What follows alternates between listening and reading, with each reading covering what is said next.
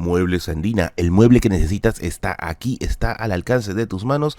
Cotiza tu diseño a los contactos que aparecen aquí en la publicidad y no olvides decirle que vienes de mi parte, ya que hacen un trabajo maravilloso, te lo garantizo. Bueno, parece que ya la noticia es inminente. Keiko Fujimori se va a convertir en la presidenta del Perú. Y bueno, estaba esperando un poquito que se confirme la noticia o al menos se acerque lo más certeramente posible a la confirmación de esta información para hablar sobre el tema que has visto aquí en el título. ¿Qué hará Keiko Fujimori con la cultura? Y sí, este es un espacio principalmente de divulgación cultural y siempre está en el ojo de la tormenta el tema cultural cuando se habla de regímenes que pueden tener un corte autoritario muy marcadamente. Escenarios como el y toda esta idea de que defiende solamente un lado de la historia o la creación del colegio de artistas ya han levantado las cejas de muchas personas para saber qué hará ahora el fujimorismo con la cultura. ¿Será perseguida como en los años 90? ¿Será puesta a ojos de la pseudociencia? ¿Será puesta en manos de fanáticos, religiosos o de otro tipo? Pues vamos a hacer algo hoy día, algo interesante. Vamos a ver el plan de gobierno de Keiko Fujimori y vamos a resaltar qué cosas está prometiendo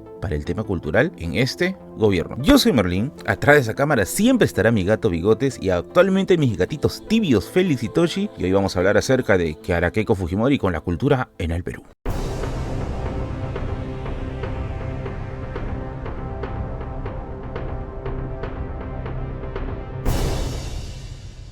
A ver, primero vamos a hacer unas aclaraciones necesarias porque la gente sigue, pero sigue demasiado polarizada con estos temas. Y no es para menos, la verdad, hay muchas sospechas de lo que se pueda venir sea un gobierno autoritario. Lo que vamos a hacer ahora es tomar algunas ideas con respecto al proyecto cultural de Keiko Fujimori que está en su plan de gobierno, que puedes verlo aquí, que mi editor seguro lo va a poner por acá, en las que puedes corroborar tú mismo las ideas que estamos extrayendo. Y ojo, el objetivo aquí no es validar, no es elogiar, no es rescatar lo que puede ser un gobierno en temas culturales de un Fujimori, sino ver qué cosas está prometiendo para de aquí en el futuro, cuando veas este video, digas, ah, lo cumplió o no lo cumplió. Yo tengo mis serias sospechas de que lo vaya a cumplir, ¿ya? Pero de todas maneras no está de más hacer la extracción, así que vamos. A ver, lo primero y lo más interesante, en su plan de gobierno no aparece la cultura. O sea, vamos a ir poniendo eso en pie. No hay un apartado con respecto al tema cultural. Algo que sí se podía ver quizás en el programa de Roberto Sánchez, aunque también es otra historia si lo iba a cumplir o lo iba a cumplir de manera eficiente. Así que lo que más cercano a lo que podemos decir de cultura estaría en el área de educación. Hay un montón de propuestas con el tema educativo, muchas de ellas que tienen que ver con el tema de infraestructura. Esa la estamos poniendo a un costado porque no es la lógica oficial de este canal ir al tema infraestructural, sino al tema de pensamiento. Así que son 7 ideas que estoy extrayendo del plan para poderlas comentar con ustedes y que ustedes me digan en la caja de comentarios si es que les parece buena, mala idea y por último si es que va a ser creíble o no que lo vaya a hacer. La primera idea que se extrae es que va a haber un reforzamiento en la educación cívica y ciudadana en el área escolar. A ver, ¿se necesita educación cívica y ciudadana? Por supuesto, todos tenemos que conocer cómo funciona el Estado y tenemos que aprender a convivir en sociedad. Lo que sí se podría hacer una observación aquí es que nuestra cultura cívica en muchos casos está orientado a elementos arcaicos como la formación o la entonación seca del himno nacional o una cultura basada en netamente lo militar. ¿Nunca te has preguntado por qué los desfiles, las paradas o las marchas siempre han tenido un corte militar en un país principalmente dominado por sistemas históricos por el autoritarismo militarista? Pues esas cosas se deben de cambiar, se debe empezar a ensalzar, como dice la historiadora Carmen McEvoy, algunos héroes civiles, como José Faustino Sánchez Carrión, para poder entender mejor nuestra lógica republicana. Así que veamos si es que este cambio, que tiene como intención reforzar la educación cívica, no es simplemente seguir reforzando la cultura militarista, algo que le hace mucho daño al Perú y nos sigue convirtiendo en un país con una mentalidad 100 años atrás. La segunda propuesta es un desarrollo profesional para la capacitación de docentes, en la que hay varios factores, pero hay uno de ellos que me llama mucho la atención, que dice que hay que capacitarlos para el manejo de la IA. Yo con esto tengo opiniones encontradas. Como ustedes saben, este canal no utiliza IA para su información, todo viene exclusivamente de información bibliográfica, información de libros, que se compran con los pocos dólares que monetizamos aquí, así que si quieres colaborar con este canal para seguir comprando más libros y seguir haciéndoles contenido, puedes unirte a mi sección de miembros del canal, en la que hay todo tipo de niveles para que tengas contenido adicional para consumir. Acá no damos stickers, acá no damos medallas, aquí damos contenido desde 5 soles al mes, o puedes dejar un super gracias generoso aquí para que nos puedas ayudar con este proyecto. Salimos del cherry. Bueno, el tema de la inteligencia artificial es algo que ha venido como una planadora para traer toda clase de retos para el sistema educativo. Por ejemplo, cuestiona la lógica de las tareas. ¿De qué me sirve seguir dejando tareas si es que finalmente el alumno lo va a hacer con inteligencia artificial? Se va a terminar convirtiendo, como en los tiempos de la Wikipedia, en una formalidad. Así que por un lado, ¿está bien que se vea con un ojo crítico la IA? Sí. sobre todo en el tema educativo. ¿Está bien que se comience a utilizar la IA para generar información y después proyectarla en clase? No. Veamos cómo va a ser la ejecución de esta idea. Yo la verdad abogaría para el uso de la IA como una herramienta complementaria al sistema del docente, en la que te pueda permitir, por ejemplo, buscar referencias bibliográficas, buscar autores y quizás ayudar con la elaboración de algunos cuadros sinópticos para proyectarlos en clase. Pero si esto se va a convertir netamente en saca información y pon allá, ya va a ser mucho más crítico y definitivamente no va a tener efectos positivos para la educación peruana. El punto 3 es una alianza educativa entre docentes y universidades. Esto es algo que también me llamó mucho la atención y por eso decidí ponerlo aquí en el video. Yo creo que no es novedad que muchos de nuestros docentes lamentablemente no están actualizados. Se sigue enseñando la independencia como una guerra de buenos y malos. Se sigue hablando de la guerra con Chile como si fuera una conspiración inglesa. Por Dios, por yo lo he escuchado en clases. O se sigue hablando de la historia incaica usando netamente a Garcilaso cuando es solamente una de las crónicas y encima es una crónica, la verdad, bien parcializada. Entonces se necesita una actualización de conocimientos. La actualización de conocimientos para los docentes me imagino que debe ser muy complicada, porque la docencia requiere no solamente trabajo en el aula, sino fuera del aula, y que en muchos casos ese trabajo no es remunerado. Y por otro lado también los libros para actualizarse no son baratos, son muy caros. Así que no es una mala idea esto de actualizar a los docentes en una alianza entre universidades y la docencia. Pero ojo, eso no quiere decir que ya no se haya hecho anteriormente. Sí existió algunos de estos programas. Yo recuerdo muy claramente el programa de historia para maestros que hacía la Pontificia Universidad Católica del Perú, pero vamos a ver si es que esto va a ser accesible y si es que no va a existir algo que yo estoy seguro que mucha gente del otro lado de esta pantalla sospecha: una lavada de cerebro brutal con respecto a estos conocimientos actualizados a adquirirse.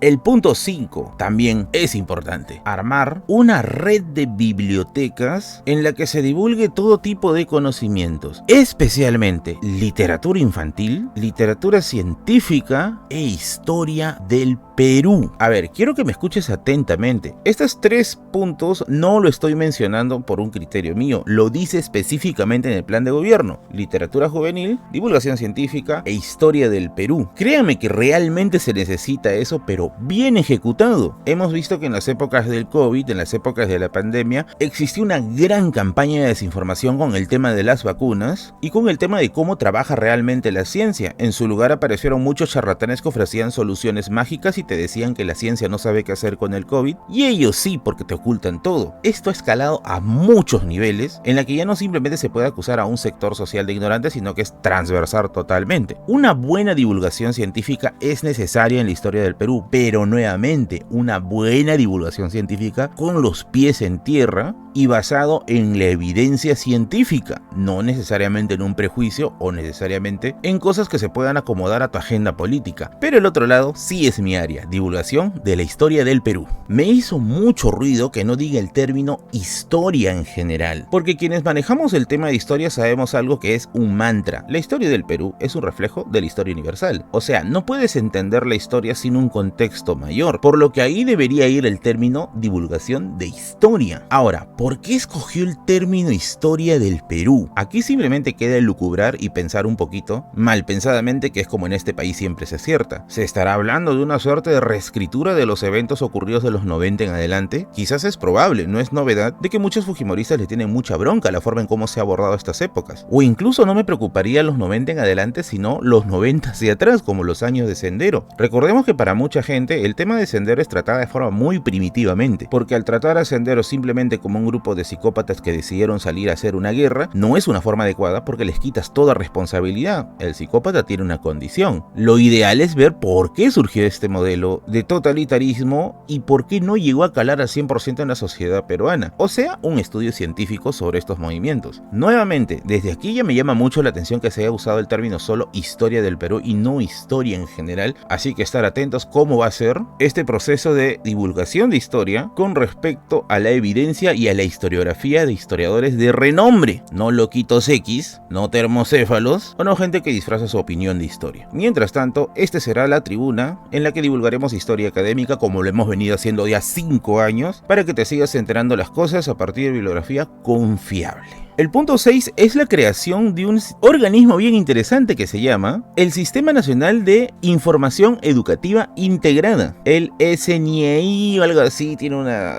reducción medio rara. A ver, en pocas palabras, esta institución tiene como objetivo estudiar los procesos de aprendizaje desde la educación inicial hasta el posgrado. El objetivo de este proceso es tratar de entender cuáles son las deficiencias en los diferentes niveles educativos que existen en el Perú y comenzar a darle soluciones. Esto yo creo que es muy necesario, amigos. ¿Por qué? Porque se ha estado dando mucha importancia a una educación basada en un enciclopedismo absurdo, en la que mientras más información te metan en la cabeza, mejor es. Y en los lugares más tempranos de la educación, como los primeros años de colegio o la época ya de la secundaria, las habilidades blandas son totalmente necesarias. Ya debes haber visto un montón de gente que entró en primeros lugares a la universidad y luego está como un emo adentro, no quiere hablar con nadie o no sabe expresarse. O por último, está repleto de inseguridades. Así que la educación acompañada de las habilidades blandas son totalmente necesarias. Esta me parece que de todas las propuestas es la más prometedora, pero nuevamente habrá que ver cómo se va a ejecutar. ¿Quiénes serán los profesionales que estén encargados de medir la forma en cómo la gente aprende? Y sobre todo, ¿qué soluciones se van a dar? ¿Esto es algo de 5 años? O sea, me refiero al gobierno, ¿es un gobierno de 5 años o no? Espero que no, pero de todas maneras los resultados que vayan a votar esto va a ser muy interesante y espero que sean de acceso público para poder entender mejor la crisis educativa que sufre este país. Estamos repletos de gente que prefiere escuchar un TikTok que escuchar un científico, que prefiere compartir una fake de internet sin siquiera comprobar la fuente, o por último, escuchar a algún personaje que le resulte familiar y carismático y tomar su opinión como la opinión real y verdadera. Así se jalan un montón de votos, pues. Pero bueno, vamos a ver cómo se ejecuta esto y la verdad es que esto me parece lo más prometedor. Quiero hacer paréntesis antes de que aparezca nuevamente el que diga ¡ah, fujimorista! Me parece prometedor en la teoría, asumiendo que esto se va a cumplir. Y por último, es una de las cosas, el punto 6, que más creo yo le interesaría a la gente de las regiones, que es integrar el conocimiento universitario de las regiones en un solo gran sistema. A ver, la persona que hizo esta idea o plasmó esta idea definitivamente tiene algún tipo de noción de las inquietudes que hay dentro de la comunidad universitaria. Se siente mucha distancia entre las universidades, sobre todo en cuanto a su producción bibliográfica. Yo que he viajado ya por casi todo el Perú dando conferencias o dictando cursos a lo largo de ferias de libros o universidades, siempre me ha sucedido lo mismo. Me dicen: Merlín, no tengo acceso a la información de Huancayo. Merlín, no tengo acceso a la información de Tacna. ¿Dónde suben su información? ¿Dónde está? Necesito el paper tal. No sé cómo acceder a estos lugares. Así que si existiera un lugar que centralice todo eso, bueno, estaría de interesante. Pero nuevamente, espero que sin el filtro de esto se necesita y esto no, esto es de terrucos. Pero bueno, eso es lo que va a hacer Keiko Fujimori con la cultura, al menos lo que está en su plan de gobierno. Ojo, nuevamente, si de aquí, mañana pasado, no sé, cierran el LUM, se llevan la estatua de Manco Cápac de la Plaza de Armas de la Victoria, o encuentran el Paitita y lo funden, ya son cosas que escapan de lo que está aquí plasmado. Y eso nos deja también una valiosa lección. Obviamente el plan de gobierno es una brújula para saber por dónde van las cosas, pero no es el mapa final, ya que estas cosas se van a ver en la cancha y a medida que la coyuntura vaya progresando. Nos vemos a la próxima.